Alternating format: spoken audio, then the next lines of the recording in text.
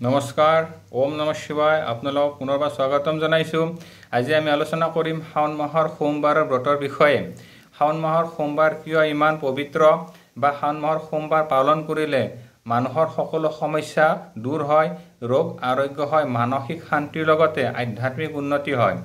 শাস্ত্ৰত উল্লেখ আছে যে যিসকল ব্যক্তিয়ে শাওণ মাহটো পালন কৰিব তেওঁলোকৰ জীৱনৰ পৰা সকলো অপায় অমংগল ভগৱান শিৱই দূৰ কৰিব, লগতে মনোবাঞ্ছিত ফল লাভ কৰিবলৈ সক্ষম হয়। বিশেষভাৱে শাওণৰ সোমবাৰ যদি যিসকল অবিবাহিত লোক আছে তেওঁলোকে পালন কৰে তেতিয়াহ'লে তেওঁলোকে মনোবাঞ্ছিত পতি বা পত্নী লাভ কৰিবলৈ সক্ষম হয়। শাস্ত্ৰত উল্লেখ আছে যে যেতিয়া সাগৰ মন্থন হৈছিলে তেতিয়া সাগৰৰ পৰা হলাহল বিষ ওলাইছিলে আৰু এই বিষ ভগৱান শিৱই পান কৰি নিজৰ কণ্ঠত স্থাপন কৰিছিলে আৰু এই বিষ পান কৰাৰ পিছত ভগৱান শিৱ অচেতন হৈ যায় আৰু সকলো দেৱ দেৱীয়ে ভগৱান শিৱৰ ওপৰত জল অৰ্পণ কৰে। তেতিয়া ভগৱান শিৱ আৰোগ্য হয়, লগতে ভগৱান শিৱই সকলোকে বৰ প্ৰদান কৰে যে যিসকল ব্যক্তিয়ে ভগৱান শিৱৰ ওপৰত জল অৰ্পণ কৰিব তেওঁৰ সকলো মনোৰখা পূৰণ হ'ব। আৰু এই মাহটোৱে আছিলে শাওণ মাহ। আৰু এটা কাহিনী অনুসৰি যেতিয়া সতীয়ে দেহত্যাগ কৰে তাৰপিছত পাৰ্বতীৰ ৰূপত জন্মগ্ৰহণ কৰে আৰু ভগৱান শিৱক পাবলৈ যথেষ্ট তপস্যা আৰু কষ্ট ত্যাগ স্বীকাৰ কৰে।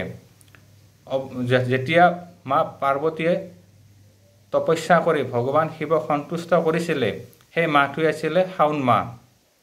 সেইবাবে কোৱা হয় যে যিসকল ব্যক্তিয়ে এই শাওণ মাহটোত ভগৱান শিৱক প্ৰাৰ্থনা কৰিব তেওঁলোকে মনোবাঞ্ছিত পতি বা পত্নী লাভ কৰিবলৈ সক্ষম হয়।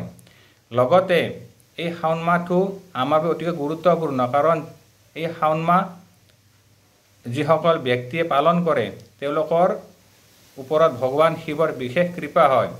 তেওঁলোকৰ জীৱনৰ পৰা সকলো অপায় অমংগল দূৰ হয়, সকলো গ্ৰহ পীড়া শান্ত হয়, লগতে জীৱনত সুখ শান্তি সমৃদ্ধি লাভ কৰিবলৈ সক্ষম হয়।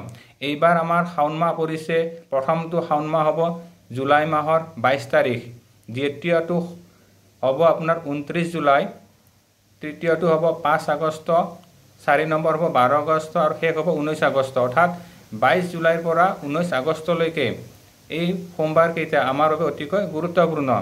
বা কিছুমান ব্যক্তিয়ে গোটেই শাওণ মাহটোৱে তেওঁলোকে ব্ৰত পালন কৰে আৰু ভগৱান শিৱক প্ৰাৰ্থনা কৰে, সেইটো আটাইতকৈ গুৰুত্বপূৰ্ণ। এতিয়া এই ব্ৰত কেনেকৈ পালন কৰিব? অৰ্থাৎ যিসকল ব্যক্তিয়ে গোটেই শাওণ মাহটো পালন কৰে তেওঁলোকে ৰাতিপুৱা গা পা ধুই উঠি ঘৰ চাফ চিকুণ কৰি ল'ব, ভগৱান শিৱক নিজ ঘৰত স্থাপন কৰি, যদি শিৱলিংগ হয় উত্তৰ দিশত স্থাপন কৰিব আৰু ভগৱান শিৱক ধতুৰা, আকন ফুল, বেলপত্ৰ আদি অৰ্পণ কৰিব। লগতে ফুল নৈবেদ্যৰ লগতে যদি ফল মিঠাই অৰ্পণ কৰে আৰু ভগৱান শিৱৰ নাম জপ কৰে বা শিৱৰ 108 নাম পালন কৰে তেতিয়াহ'লে বিশেষ শুভ হয়। লগতে দিনটো উপবাসে থাকিব, ফল আহাৰ গ্ৰহণ কৰিব আৰু সন্ধিয়া সময়ত তেওঁলোকে নিৰামিষ আহাৰ গ্ৰহণ কৰি ব্ৰত সমাপন কৰিব। এনেকৈ প্ৰতি শাওণ মাহটো পালন কৰিব পাৰে, তেতিয়াহ'লে তেওঁলোকে মনোবাঞ্ছিত ফল লাভ কৰিবলৈ সক্ষম হ'ব। আৰু যিসকল ব্যক্তিয়ে অকল সোমবাৰটো পালন কৰে তেওঁলোকে প্ৰতি সোমবাৰে ৰাতিপুৱা গা পা ধুই উঠি ঘৰত গংগাজল তুলসী পানী ছিটাই ঘৰ পবিত্ৰ কৰি ল'ব, নিজ ঘৰত ভগৱান শিৱক স্থাপন কৰিব, নাইবা যদি ওচৰত জাগ্ৰত শিৱ মন্দিৰ থাকে তাত গৈ শিৱলিংগত ধূপ চাকি অৰ্পণ কৰি ফল বেলপাত, ফল মূল বেলপাত, ধতুৰা ফুল অৰ্পণ কৰিব আৰু ভগৱান শিৱৰ 108 নাম জপ কৰিব বা শিৱৰ যিসকল মন্ত্ৰ আছে সেই মন্ত্ৰসমূহ পাঠ কৰি পঞ্চ অমৃতেৰে শিৱলিংগ অভিষেক কৰিলে বিশেষ শুভ হয়। পঞ্চ অমৃত হৈছে ঘেউ, মৌ, দৈ, এৱা গাখীৰ আৰু চেনি। এই 5বিধ যদি শিৱলিংগত অৰ্পণ কৰি গংগাজল অৰ্পণ কৰে, লগতে ভগৱান শিৱৰ মহামৃত্যুঞ্জয় মন্ত্ৰ জপ কৰে বা ভগৱান শিৱৰ বিভিন্ন স্তোত্ৰসমূহ পাঠ কৰে তেতিয়াহ'লে বিশেষ শুভ হয়।